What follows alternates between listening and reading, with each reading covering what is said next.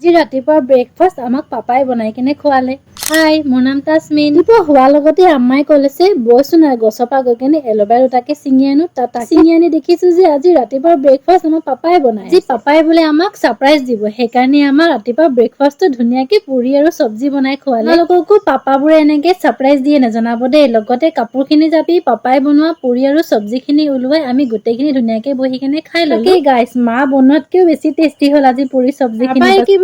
গা হাত ধুই লগতে এইফালে মাছ ফ্ৰাই কৰিলো আৰু দুপৰীয়া সাজৰ কাৰণে চব্জি বনাই কিনে নিজৰ জোহৰৰ নামাজটো আদায় কৰি ললো। নামাজ পঢ়িয়ে ভাতখিনি খাই অকনমান শুই ললো। তাৰপিছত আমি বাহিৰত আৰু আম্মা আৰু মই গৰম যে ইমানেই লাগিছে সেইকাৰণে যে বাহিৰতে ফেনখন চলাই লৈছো। তাৰপিছত আম্মা আৰু মই ওলাই গলো কেম্পা আনিবলৈ কাৰণে। কি যে মই কেম্পাটো ট্ৰাই কৰা নাছিলো যে যেতিয়াবা কিন্তু কেম্পা খাব ধৰিলো, কেম্পাটো যে খাই ইমানেই ভাল লাগে। আম্মা আৰু মই শ্বেয়াৰ কৰি থাকোতে মোৰ কেম্পাখিনি গোটেই গাতে পৰি গ'লে। মোৰ নিচিনা কেম্পা খাই ভাল পায় কমেণ্ট কৰিব দেই। তাৰপিছত পিছবেলা সময়ত পকৰি খালো। আজিলৈ ইমানেই।